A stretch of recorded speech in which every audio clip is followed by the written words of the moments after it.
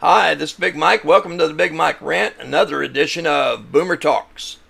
Listen, today's subject is something that, I'm going to try and rile you up a little bit, but I'm going to tell you that, there's a subject that's close to my heart, near and dear to me, that everybody that I've talked to from the age of 20 to the age of 35 disagrees with me about.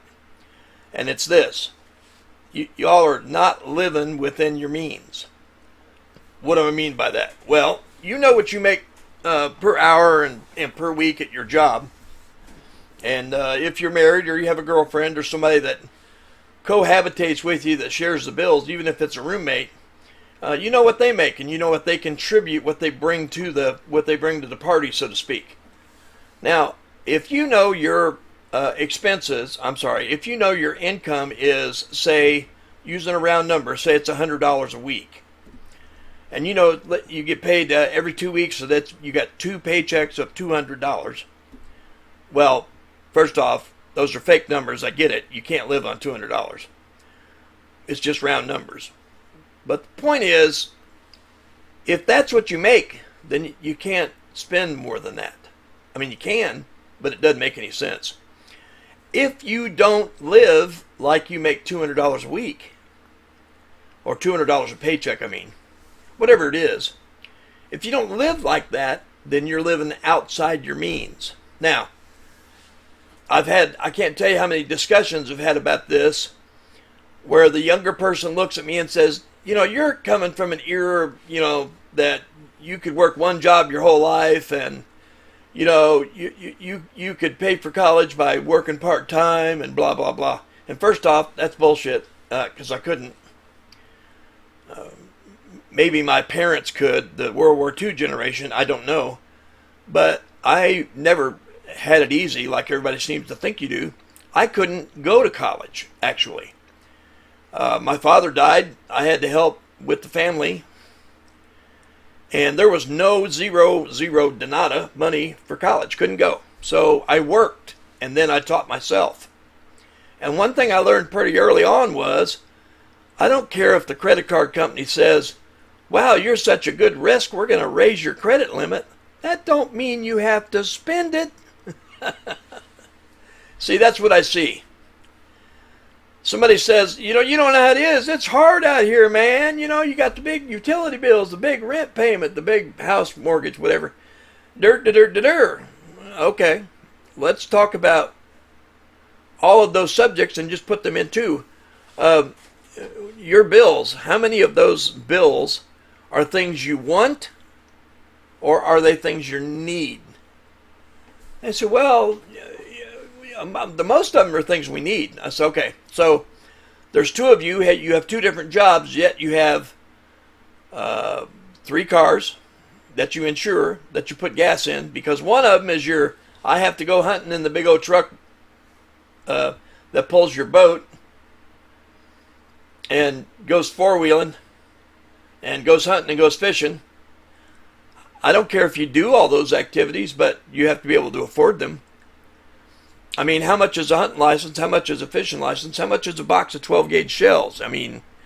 If you're putting all that stuff on a credit card, you're not living within your means. You're living over your means and trying to, pay it off later. That's why you're struggling. I don't mean to offend you, but if it's offensive, then maybe you ought to get pissed off and do something about it.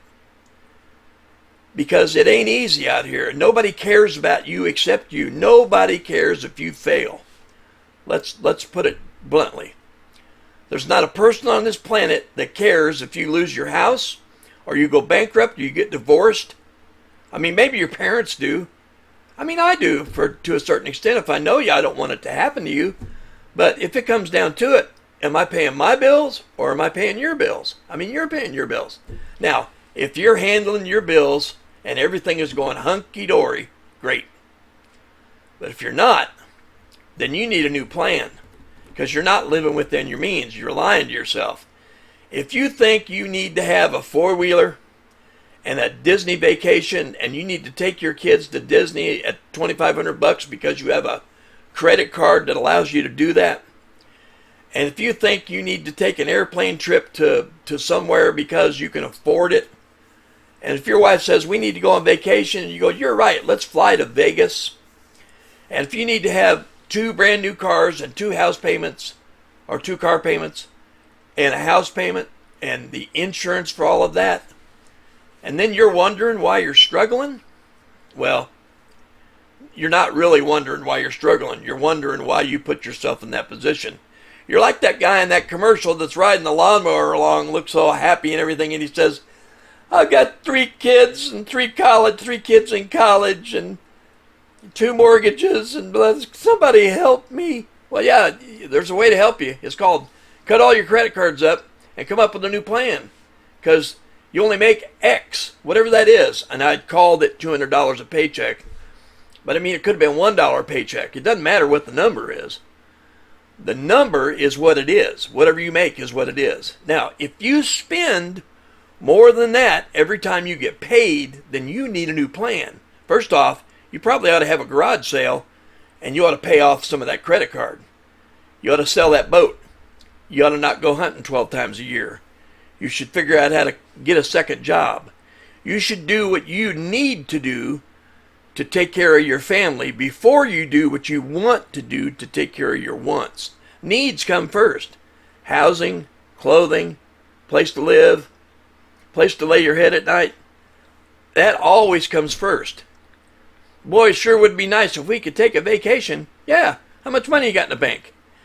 A friend of mine says if you can't afford to pay cash, you can't afford to pay credit.